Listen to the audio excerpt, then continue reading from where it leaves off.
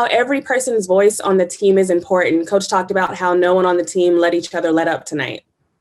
Yeah, I mean, that's important. You know, the starters really told on themselves with a start that we had today. You know, they were active on the defensive end. You know, that first quarter, we didn't win that because we were scoring the ball like how we were shooting it. I honestly think we was impacting the defense, being more physical, and kind of pushed them on their heels a little bit. Chris Henderson. All right, James. So obviously it's been asked to every player, but you know, tonight you guys made history, or today you made history. 50 points at halftime. When you realize that being on the court on the good side of that, how does that feel, man? Because you're part of history now.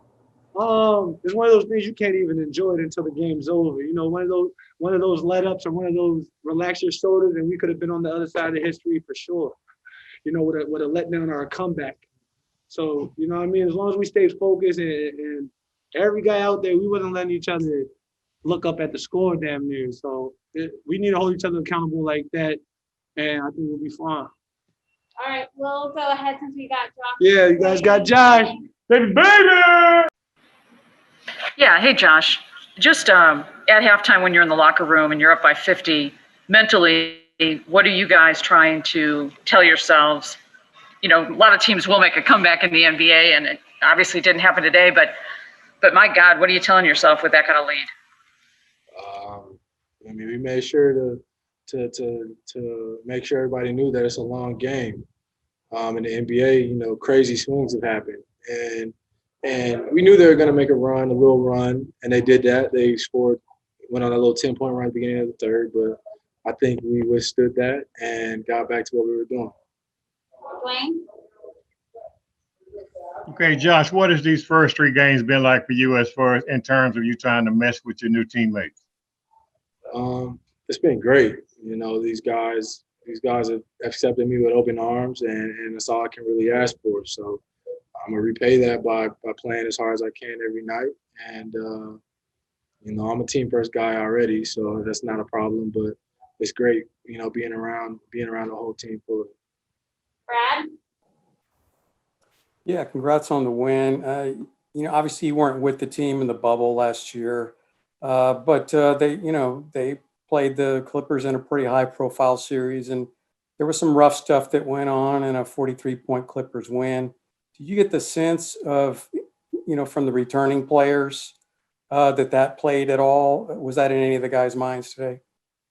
I mean, I don't really think they had to say that for me to know. You know, I watched basketball. I watched the series. It was a great series. But, I mean, now that we're here, you know, we kind of inherit that. All right, we're going to do a last one with Brad. Arsenal is back. Arsenal's back. Right. Bad up. No, we're back. Brad, go ahead. 3-1. Oh, I just asked it. Oh, sorry, my bad. Dorothy, go ahead. Hi. Can you tell me where you had to go personally to pull out a performance like that? Mentally, and just where'd you have to go? I didn't approach the game really any differently than I approach any game. And I think that after our practice yesterday, we were very detail oriented and figured out what we wanted to do on these coverages so we weren't getting lost today. And I think that helped us. But I mean, there's no huge secret. I think we just got up, played well today, and we came in with more of a sense of urgency. I say that. All right, thanks, Faber. Hello, congratulations on the big win tonight. I would like to ask you, how could you explain the first half? And do you believe this win, and especially the way that you won tonight, is a kind of a statement about your potential as a team? Yeah, I think we were just disappointed the first couple of outings we've had, especially after playing the way we played in the preseason. So we just wanted to come out, focus on ourselves, and just try to end the road trip with a win. We knew that they are a prolific team, so we just wanted to come out here, focus on ourselves, and do the best we can on both ends of the floor and get the win. Brad?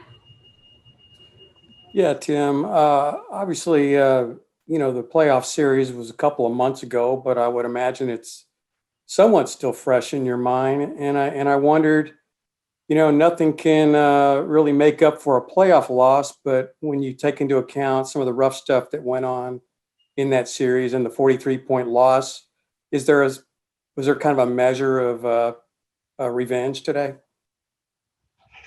I mean, I would sit here lying if I said no. I mean, obviously, there's definitely still a little bit of that memory, locked in your head, and we just tried our best not to try to go out there and just focus on that.